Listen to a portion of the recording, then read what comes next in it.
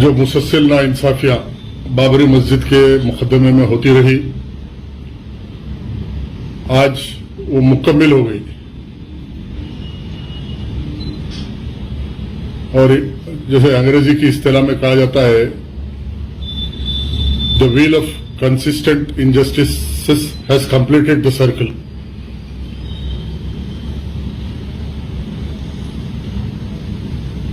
और बाबरी मस्जिद के मुकदमे में आज सीबीआई अदालत की जानिब से एल.के. अडवाणी, मुरली मनोहर जोशी, उमा भारती और मुख्तलिफ 32 लोग जो मोहरिक इल्जाम है बाबरी मस्जिद की शहादत में, जो सारी दुनिया में एक सबसे बड़ी दहशतगर्दी का मुजाहरा रहा और बाबरी मस्जिद को दिन दिहाड़े शहीद कर दिया गया। आज ये मसला सिर्फ मुसलमानों का नहीं, सारी दुनिया ये देख रही है कि हिंदुस्तान आइन और कानून के मुताबिक चलता है या यहाँ पे इस मुल्क में अदालतें मजाक बन गई, यहाँ का सिस्टम एक मजाक बन गया। और ये महसूस किया जा रहा है कि अदलिया जालिम के हाथ की कठपुतली बन गई और किसी जालिम को सजा नहीं मिलती और किसी मजलूम को इंसाफ नहीं मिलता। और तारीख शायद है कि जब ऐसे हालात पैदा होते हैं तो मजलूम अपने इंसाफ के रास्ते खुद तलाश कर लेते हैं। आज बिलखुसूस बाबरी मस्जिद का आप जायजा ले तो बाबरी मस्जिद की एक फलसफा, झूठा फलसफा जो राम मंदिर के नाम पे इस मुल्क में तैयार किया गया था,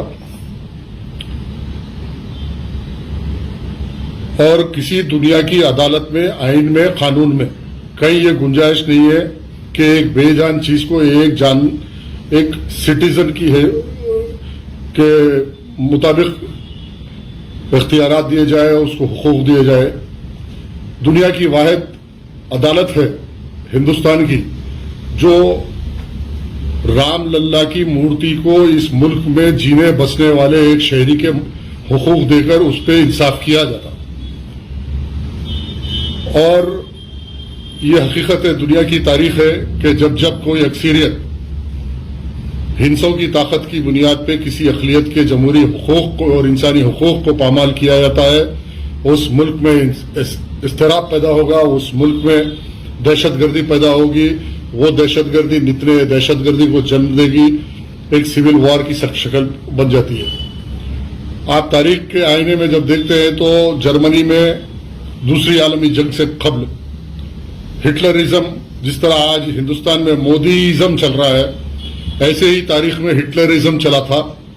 और हिटलरिज्म की तारीख का मुताला करके ही हिंदुस्तान के मुस्तकबिल का फैसला करना चाहिए। जो मोदीइज्म में यकीन रखते हैं और मोदी के भक्त हैं, और यहाँ का जो जाफरानी मीडिया, पेड मीडिया की जानिब से सारे मुल्क में नफरतों को फरोख्त किया जा रहा है और अक़लियत और अक्सरियत के फलसफे को वो आगे बढ़ाया जा रहा है। और ये बताया जा रहा है कि अज़ वर्सस दम का जो नारा दिया जा रहा है, मैं फिर एक बार कहूंगा कि इस मुल्क के हर बाशिंदे को, हर बालिग इंसान को हिटलरिज्म की तरह पे मोदीइज्म जो चल रही है इंडिया के अंदर, उस रोशनी में यह जायजा लेना चाहिए कि हिटलर और हिटलर की कौम का अंजाम जो हुआ था, हिटलर की कौम ने भी ऐसे ही समझा था कि हिटलर एक मसीहा है, हर मसले का हल है और हमारी हर मुश्किल और हमारी बरतरी और दुनिया में हमारे एक शिनाख्त पैदा होगी। लेकिन उसका अंजाम यही हुआ, रुसवाई हुई, शिकस्त हुई, तबाही हुई।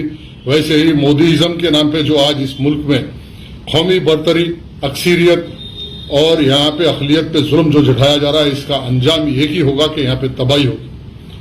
अब बाबरी मस्जिद के उस मसले पे आते हुए मैं ये कहूंगा कि मुसलसल रोज अव्वल से एक झूठा नैरेटिव तैयार किया गया, फॉल्स नैरेटिव तैयार किया गया। और 23 दिसंबर 1949 की रात को बाबरी मस्जिद के साहिबान में एक मूर्ति को नस्ब कर दिया गया, फेंक दिया गया। और होना तो यह था कि जब का जभी इस मूर्ति को निकालकर झांका वहां किया जा सकता था, लेकिन मुसलसल हुकूमत, चाहे वो कांग्रेस की हुकूमत हो या समाजवादी पार्टी की हुकूमत हो या आज बीजेपी की हो या जनता पार्टी की हो, जनता दल की हो, बाबरी मस्जिद के मसले के अंदर मुसलसल नाइंसाफी होती रही। इसकी एक तवील तारीख है। लेकिन उस रात से लेकर 23 दिसंबर की रात से लेकर आज की तारीख तक एक कानून मजाक बन गया, अदलिया मजाक बन गई। कोई शवायद की बुनियाद पे कोई फैसला नहीं होता, गवाहों की बुनियाद पे कोई फैसला नहीं होता। हद यह हो गई कि जजमेंट में, इलाहाबाद हाईकोर्ट के जजमेंट में हाईकोर्ट के जजों ने, जस्टिस शर्मा ये लिखते हैं कि वहां राम प्रकट हुए। तो आस्था की बुनियाद पे फैसले किए जाते हैं तो ये उस मुल्क का मुस्तकबिल क्या होगा ये सोच लिया जा सकता। और फिर इलाहाबाद हाईकोर्ट के बाद सुप्रीम कोर्ट में जब मुकदमा आया तो यहाँ का मुसलमान ये इस बात का इंतजार कर रहा था और तवक्को रख रहा था कि इस मुल्क में अदालत आलिया के अंदर जब फैसला होगा तो हुकूक और शवायद और एविडेंस की बुनियाद पे होगा। लेकिन आप देखते हैं कि उसी सुप्रीम कोर्ट का जजमेंट था कि खुदवाई की बुनियाद पे किसी मिल्कियत का फैसला नहीं किया जा सकता। जस्टिस वेंकटाचलैया के 11 रुकनी जजेस का फैसला है कि इस मुल्क में कि advisory judgment to the president of India Shankar Dayal Sharma को दिया गया था कि खुदवाई की बुनियाद पे कोई मिल्कियत का फैसला नहीं किया जा सकता। लेकिन सुप्रीम कोर्ट ने अपने उस जजमेंट के खिलाफ जाते हुए फैसला जस्टिस राजन गोगोई की चीफ जस्टिस की हैसियत से उनके बेंच ने सुनाया कि बाबरी मस्जिद के मुकाम पर 450 साल का एडवर्स पोजीशन माने नहीं रखता और राम जन्मभूमि के।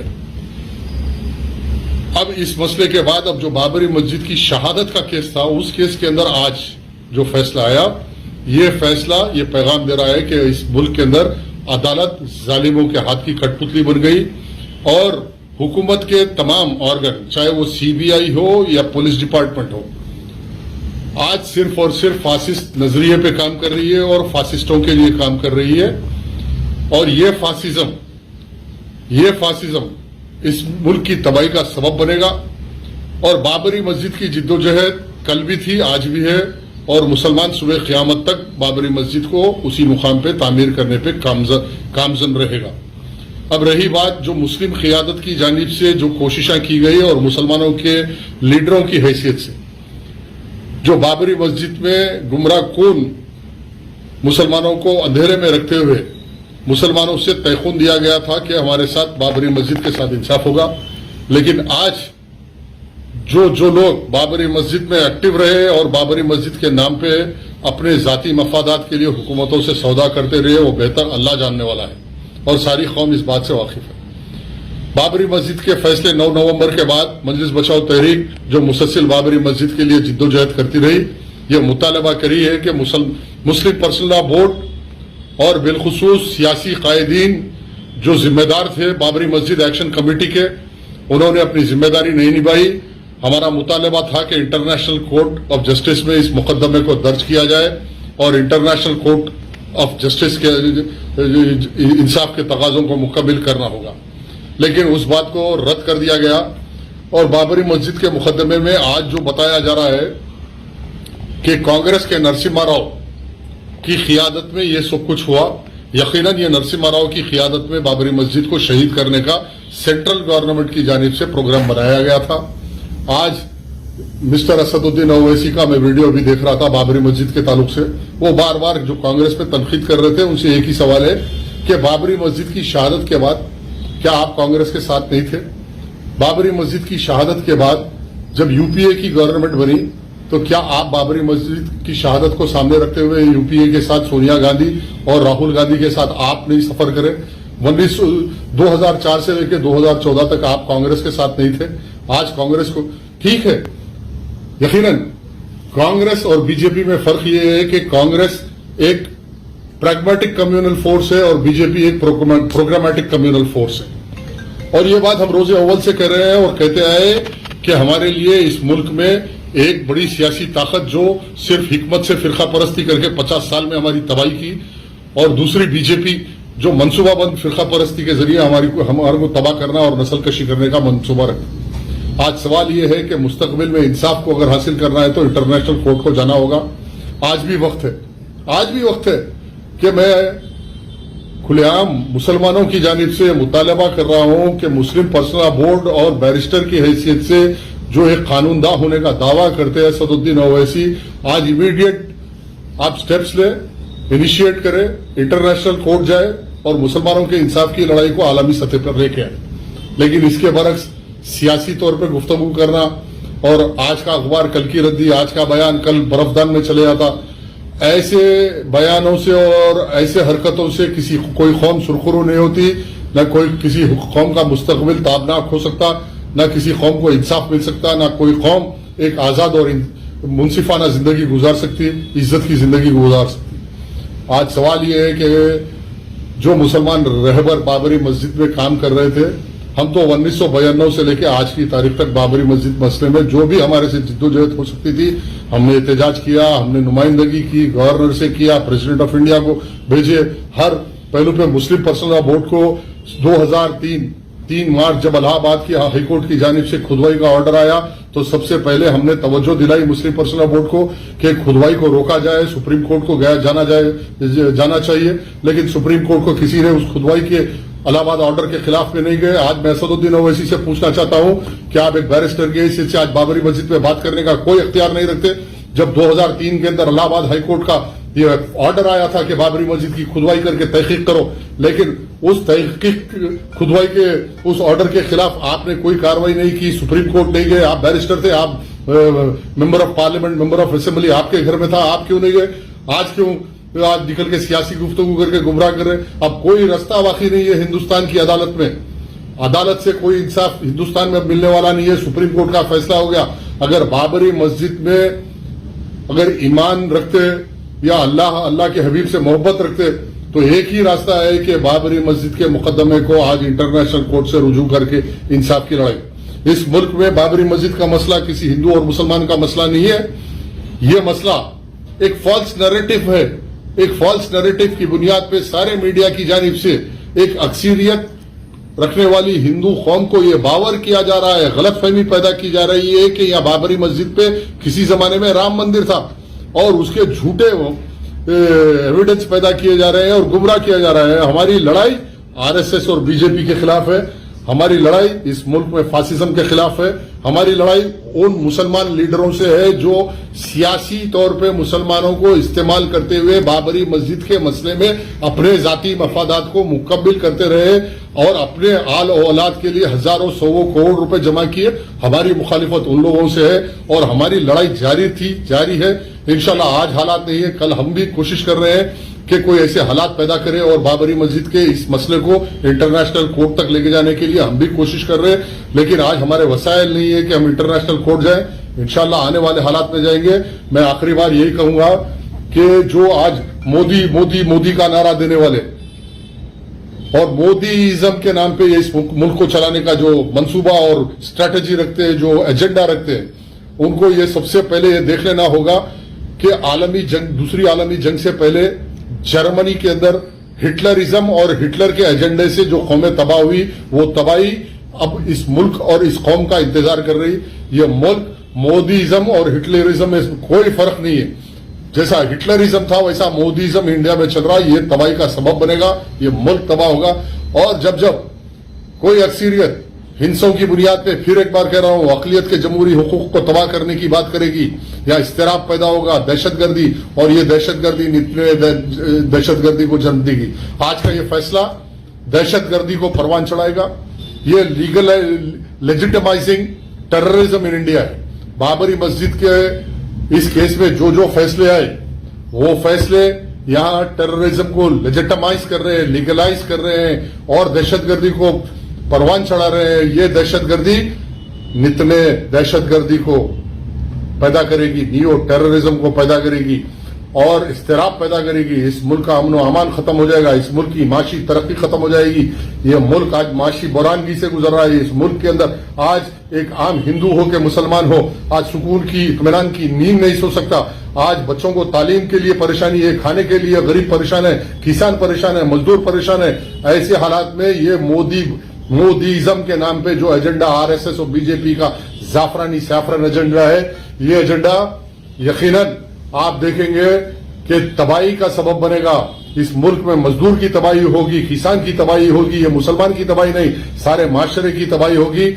और फिर मेरा मुतालबा मुस्लिम पर्सनल लॉ बोर्ड से है, उसके अराकीन से, जिम्मेदारान से है कि किस बात से खामोशी अख्तियार करके इंटरनेशनल कोर्ट नहीं जाया जा रहा। क्यों जफर याब जिलानी गुमराह कौन प्रोपेगेंडा करा रहे कि हम अदालत नहीं जा सकते। आज कानून में गुंजाइश है, इंटरनेशनल कोर्ट में गुंजाइश है। क्यों नहीं एक मजलूम कौम की हैसियत से एक अपना मुकदमा लेके हम इंटरनेशनल कोर्ट नहीं जा सकते। आज ये जो बयानबाजी कर रहे हैं उनसे कहना चाहता हूं कि मेरी गुजारिश है कि आज मोदी और मोदी हुकूमत के अंदर जितना सैफरनाइज इंडिया हो गया किसी वक्त पे नहीं हुआ था। आज एक ही रास्ता है कि ये सिर्फ ये आज सीबीआई की अदालत का मुकदमा एक मजाक बन गया। इतनी बड़ी दहशतगर्दी, इतना बड़ा मातम सारे मुल्क में हुआ, इसके बावजूद ऐसा फैसला आता। और शर्म आना चाहिए यहाँ के हुकूमत को, यहाँ की जो कानून है या पुलिस है। आज सबको शर्म का मुकाम है, अफसोस का मुकाम हमारे लिए नहीं, आज शर्म का मुकाम उन लोगों के लिए जो कानून की बात करते और आइन की बात करते, इस मुल्क में जो सेक्युलरिज्म की बात करते। आज तमाम सेक्युलरिज्म में यकीन रखने वाले लोगों को मैदान में आना होगा, या मोदीज्म वर्सेस द रेस्ट है लड़ाई इस मुल्क में। मोदीज्म के खिलाफ लड़ना होगा। जो तबाही हिटलरिज्म ने की थी वो मोदीज्म इस मुल्क में मुकम्मल कर देगी। आज चाइना के बॉर्डर के ऊपर तनाजा है, आज पाकिस्तान के बॉर्डर पर टेंशन है, आज नेपाल के बॉर्डर पर टेंशन है, आज भूटान के बॉर्डर पर टेंशन है। इन तमाम हालात में क्या ये मुल्क और ये रियासत, ये मुल्क आज महफूज है। आज इस मुल्क को महफूज रखना है तो मुल्क के इंटरनल सिक्योरिटी को महफूज रखना होगा। इस मुल्क का इंटरनल सिक्योरिटी जब तक महफूज नहीं रह सकती, जब तक यहाँ इंसाफ को कायम नहीं किया जा सकता। आज इंसाफ नहीं रहेगा तो इंटरनल सिक्योरिटी नहीं रहेगी, जब इंटरनल सिक्योरिटी नहीं रही तो एक्सटर्नल थ्रेट से हम नहीं लड़ सकते। आज हम खुलेआम एक इस मुल्क के बाशिंदे की हैसियत से, सिटीजन की हैसियत से तमाम हिंदू भाइयों से भी मेरी अपील है, तमाम सेक्युलर भाइयों से, जो हमारी गंगी जमनी तहजीब इस मुल्क की रही, इस मुल्क की आजादी के लिए बेशुमार कुर्बानियां हिंदू और मुसलमानों ने मिलकर अंग्रेजों से लड़कर हिंदुस्तान को आजाद किया था। आज उस तारीख को दोहराने के लिए एक प्लेटफॉर्म पे तमाम हिंदू मुसलमानों को आके एक सेक्युलर मुल्क को कायम रखने के लिए, इस मोदीइज्म को हराने के लिए एक प्लेटफॉर्म पे आना वक्त की अहमियत है। और मैं दावत दे रहा हूं, कोशिश कर रहा हूं कि बिला मजहब और मिल्लत तमाम सेक्युलर और इंसानियत में यकीन रखने वाले तमाम लोग इस मुल्क के एक प्लेटफॉर्म पे आकर ऐसे फैसलों के खिलाफ, जहां अदालत मजाक बन जा रही, आज गली गली चौरस्तों पे मजाक उड़ाया जा रहा अदालत का, हिंदुस्तान की ये अदालत बन गई हिंदुस्तान की। अब आखिरी में ये कहूंगा कि लोग ये बोल रहे हैं कि हिंदुस्तान की अदालत जाके एक कंगारू कोर्ट बन गई। इसको अंग्रेजी में बोलते हैं कि क्या हिंदुस्तान की अदालत आज कंगारू कोर्ट बन गई। क्या ये खाप पंचायत है कि किसी गांव में बैठ के जाहिल सरपंच फैसला दे दे, जालिम को बरी कर दे और मजलूम को सजा दे दे, कि ये खाप पंचायत बन गया हिंदुस्तान का अदालत। आज खाप पंचायत बन गया, कंगारू कोर्ट बन गया। एक फॉल्स नैरेटिव है और लीगलाइज, लेजिटिमाइज किया जा रहा और इसके खिलाफ कोई आवाज नहीं उठाते। अंजाम यही होगा। बेहतर यही है कि मैं तमाम लोगों से दरख्वास्त करता हूं, अपील करता हूं कि आज का जो फैसला है ये दहशतगर्दी को लेजिटिमाइज कर रहा है, लीगलाइज कर रहा है और मुस्तकबिल में मजीद दहशतगर्दी को परवान चढ़ाने का काम कर रहा है। जैसे कि अभी ये नारा दिया जा रहा है कि कृष्ण जन्मभूमि बाकी है, ज्ञानवापी मस्जिद के ताल्लुक से बात किया जा रहा, तो ये संकेत दे रहा है कि यहाँ की अक़लियतों को भी सोचना होगा कि अपने या तो नजरिए को बदलना होगा, हालात को बदलना होगा, अपने इंसाफ की लड़ाई के तरीकों को बदलना होगा और मुसलमानों को फिर एक बार सोचना होगा कि जिस हिंदुस्तान की आजादी के लिए हमने कुर्बानियां दिया था, क्या इसलिए दिया था कि ये ऐसे फैसले आएंगे और हम पे जुल्म होगा, और ऐसे फैसले आएंगे तो फिर मुसलमानों को भी सोचना होगा कि इंसाफ हासिल करने के लिए कैसे तरीकों को इख्तियार करना है, या फिर हमके अपने तरीकों को बदल के इंसाफ हासिल करना है, या मोदीइज्म से लड़ने के लिए हमको भी कोई मैदान में नए तरीकेकार इस्तेमाल करके वो मैदान में आना होगा। अब हमको मजबूर किया जा रहा है कि हमारे नजरिए को बदलना।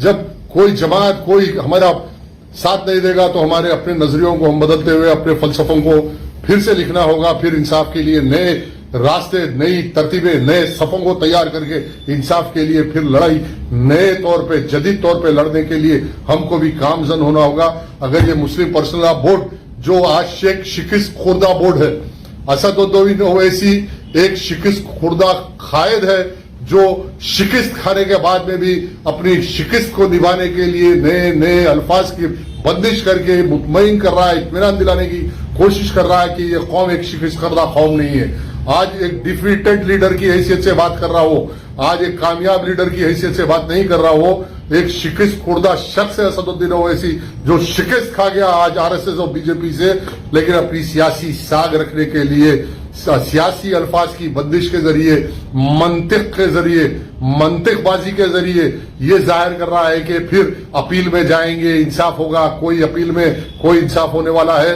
ना। अब सीबीआई से तवक्को है ना अदालत से तवक्को है।